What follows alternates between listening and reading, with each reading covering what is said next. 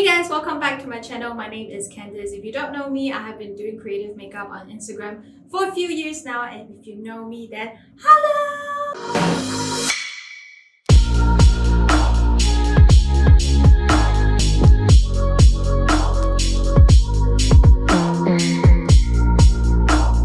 I have picked up so many products. It's impossible for me to share all of them in this video today, but I will be sharing all these new products later on in another video, maybe a video where I do full face using new makeup. And I played with these products a few days ago. I had to run, so this is me reviewing after I have already done the makeup. Anyway, let's just get into it. I'm gonna insert all these clips of me using the product. First thing first, this Glow Recipe Watermelon Glow Niacinamide Dew Drops. This has been going viral as usual. I have to pick it up, and I have to say I am very surprised with how it looks. I tried it as a serum, I tried it as like a minimal no makeup look, and obviously also as a hydration and a primer kind of base. Like honestly, I don't even know how they do it because it's like more like a water gel kind of consistency. There's no shimmer inside, but it just makes your face glow. So I have nothing on my face right now besides skincare and sunscreen, and I'm gonna show you guys how it looks.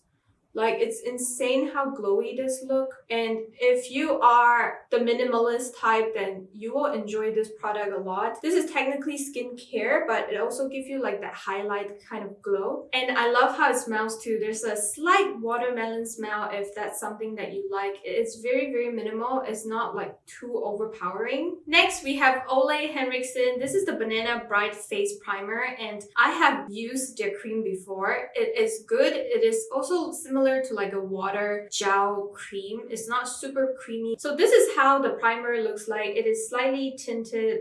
It's definitely more yellow. And if you look at the ingredient list, the top 5 ingredients are all for hydration purpose. So if you have dry skin like me, you need that extra hydration, extra boost, then this is good. It smells exactly like the cream that they have. It smells like orange to me. And the interesting thing about this is that they actually didn't use any fragrance. It's all from natural extracts. So if you are someone that like the experience of using product that smell nice but you want to avoid fragrance, then this could be a really good option. This primer is also infused with vitamin C, and I am crazy about hero ingredients, vitamin C being one of them. If you're interested, I have just posted a skincare routine last week. You can go check it out. If you have pigmentation like acne marks or even your dark circle, things like that, vitamin C is a great option. Although, since this is a primer, meaning in between you already have skincare, you have sunscreen, I don't know it will do much for your skin, but it certainly doesn't hurt to feel like there is more vitamin C on your skin. For foundation, I just use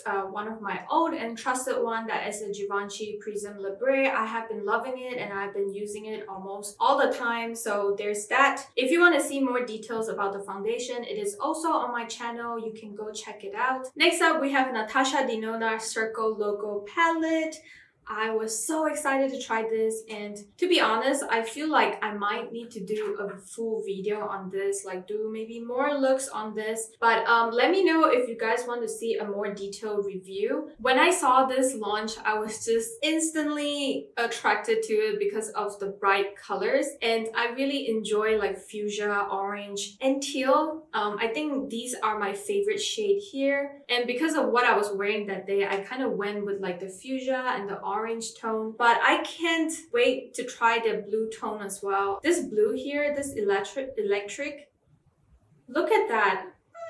This looks so good. And even the teal, these are just amazing colors. I think with this, I can probably do like a almost, you know, the ocean with the sun shining on the ocean kind of look. So if you guys want to see me doing a full review on this, with this color eye look, please let me know down below. So using a flat brushes, I'm going to take the color Joker and kind of pat it on the outer V of my lid. Once I have packed enough color, I'll then blend it out at the edges and kind of bring it into the corner of my eyes. So using another flat brush, I'm going to pick up the color Razzle Dazzle and pack it on my lid.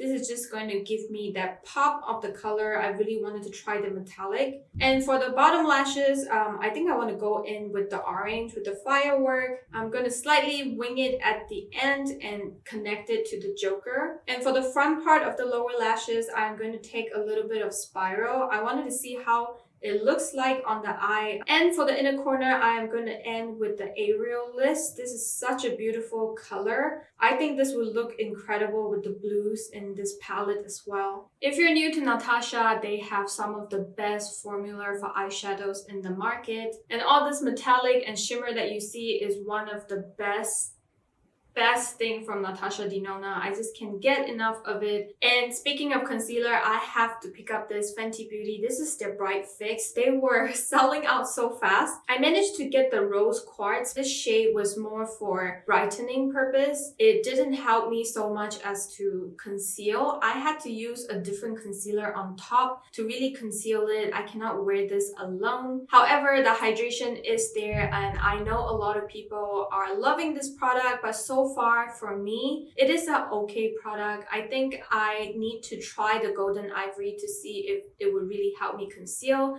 because at this point, this is really just color correcting. For bronzing powder, I use NARS. This is one of their old one, but with new packaging. I love this Laguna bronzing powder from NARS so much, but I really don't like their old packaging. It gets really sticky and it just melts. With this new packaging, I'm not sure. It doesn't feel like it's the same rubber, the same material anymore, so I'm hoping that it won't do that. And when they launched this, they did launch like a 2 version, I believe. There is one with like shimmer inside. I pick up a full matte version just because I prefer it. So there's that. That's a holy grail. I just feel like I need to replenish into my collection. For blush, I use the Givenchy Prisme Libre, and guys, this, I am so passionate about this. This was so good.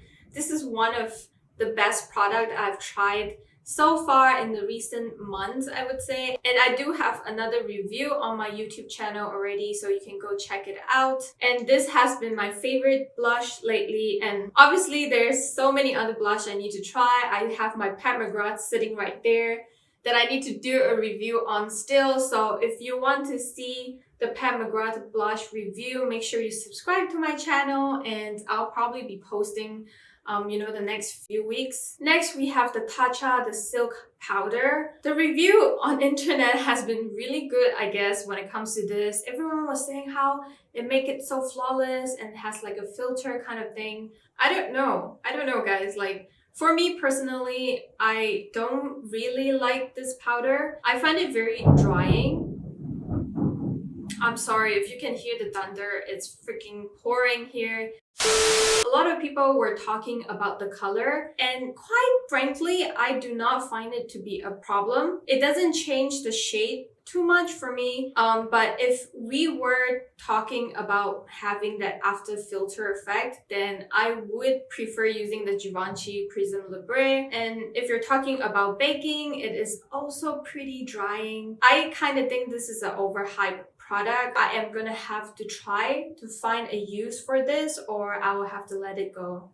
Lastly, for this video, I picked up the Dior's Forever Perfect Fix, and if I have to be honest, I don't know what I was thinking, because when I was going through the ingredient list, I found out that they have alcohol, and not a good type of alcohol, but like actually ethanol alcohol. So if you see alcohol in your ingredient list, it's not a big deal. It depends on what kind of alcohol it is. If they are cetyl, it's a good thing. But if you just see alcohol with no other words, or if you see the word ethanol alcohol, these are the alcohol that's not really good for your skin. So I don't know what I was thinking. I obviously didn't go through the ingredient list. I just saw it and I wanted to try I wanted to try setting spray, and I grabbed it. I kind of regret it now. Anyway, if you don't mind alcohol on your face, let's talk about Nozzle. Obviously, that's one of the most important thing about sprays. I think for the first spray, it's not so bad. It doesn't come out chunky. But overall, the mist is not super fine. If you are looking for super fine mist, you probably already heard of the benefits. This is the Pore Professional Super Setter, and this is by far the finest mist I have ever tried on my face. So that's it for today's video. I have literally so many products I need to try, but I'm gonna do it in the next video. I'm just eyeing on them and I can't wait, honestly. I can't wait. Anyway, please subscribe me if you want to watch me review these, and if you enjoy this video, please give it a like as well, and I'll see you guys in the next video. Bye!